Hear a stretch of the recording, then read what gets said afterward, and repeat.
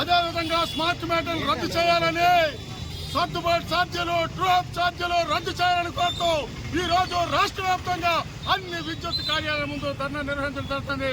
అందులో భాగంగానే ఈ రోజు శ్రీకాకుళంలో ఇక్కడ నిర్వహిస్తున్నాం. అంతేకాదు చంద్రబాబు నాయుడు గారు అధికారంలో రాకముందు నేను విద్యుత్ ఛార్జీలు పెంచను, వచ్చిన తర్వాత తగ్గిస్తానని చెప్పి ఈవేళ చంద్రబాబు నాయుడు గారు అధికారంలోకి వచ్చిన తర్వాత ఈ 9 నెలల కాలంలోనే 15,485 కోట్ల రూపాయలు ప్రజల మీద వేసినారు ఈ 9 నెలల కాలంలో. అంతేకాదు నారా లోకేష్ గారు పాదయాత్ర చేస్తూ మీరు వైసీపీ ప్రభుత్వం స్మార్ట్ మీటర్లు పెడుతుంది, మీరు బద్దలు కొట్టండి, మేము వచ్చిన తర్వాత అన్ని కూడా మేమేమో రద్దు చేస్తామని చెప్పారు. కానీ ఈ రోజు అతి వేగంగా స్మార్ట్ మీటర్లు పెడతాను.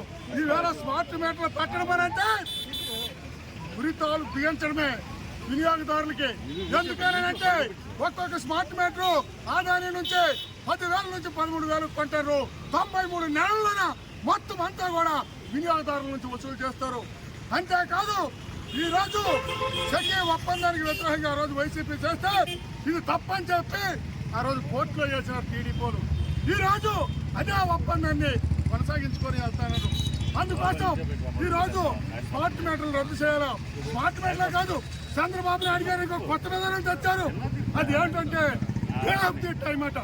అంటే రోజుని 24 గంటలు అయితే 24 గంటలని భాగాలుగా చేసి ఒక్కొక్క టైంలో ఒక్కొక్క రేటు వేస్తారట. ఇది స్మార్ట్ మీటర్ల ద్వారా విపరీతమైన ఇప్పటికే షాపులకి, ఆల్రెడీ చిన్న వ్యాపార సంస్థలకి డే ఆఫ్ టైం అమలు జరుగుతుంది. ఇంతవరకు లేదు ఈ విధానము. ఇది మోసపూరితమైంది, ఇది దోపిడీ అయింది. సర్దుబాటు పేరుతోనే ఈ రోజు ఈ కూటమి ప్రభుత్వం 2014, 2019 తాలూగా డబ్బులు కూడా సర్దుబాటుకొని ఇవాళ వసూలు చేస్తుంది. ఇవాళ 1,000 కోట్ల రూపాయలు ప్రతిష్ట చేస్తుంది. ఇవాళ విద్యుత్ ఛార్జీలు పెరిగితే అన్ని వస్తువుల ధరలు పెరుగుతాయి. అందుకోసమే ఇవి వెంటనే రద్దు చేయాలా, లేకపోతే మాత్రం పోరాటాన్ని ఉధృతం చేస్తాం. జరిగే పరిణామాలకి ప్రభుత్వం బాధ్యత వహించని చెప్పి దారి చేస్తాం.